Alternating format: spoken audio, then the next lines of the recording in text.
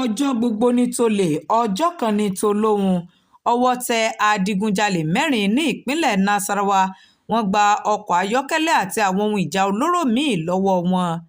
iléeṣẹ́ ọlọ́pàá ìpínlẹ̀ nasarawa ti sọ di mímọ̀ pé àwọn ti náwó gá àwọn afurasí adigunjalè mẹ́rin tí wọ́n sì gba ọkọ̀ ayọ́kẹ́lẹ́ kan tí wọ́n jí gbé lọ́wọ́ wọn.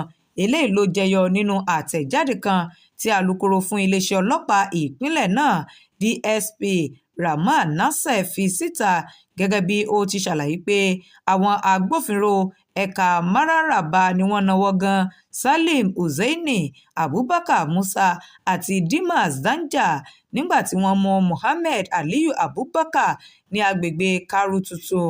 Lára àwọn ohun tí wọ́n rí gbà lọ́wọ́ wọn ni ọ̀bẹ, oògùn abẹnugọ̀ngọ̀ àti àwọn ohun ìjà olóró míín nígbà tí wọ́n gba ọkọ̀ ayọ́kẹ́lẹ́ Toyota Camry aláwọ̀ búlúù pẹ̀lú nọ́mbà ìdánimọ̀ RBC 980DA lọ́wọ́ Abubakar tó jẹ́ olùgbé agbègbè Mabushi nílùú Àbújá. Ó ṣe àfikún rẹ̀ pé àwọn afurasí náà jẹ́wọ́ wípé àwọn jẹ́ ọmọ ẹgbẹ́ adigunjalè tó ń da agbègbè Mararaba láàmú.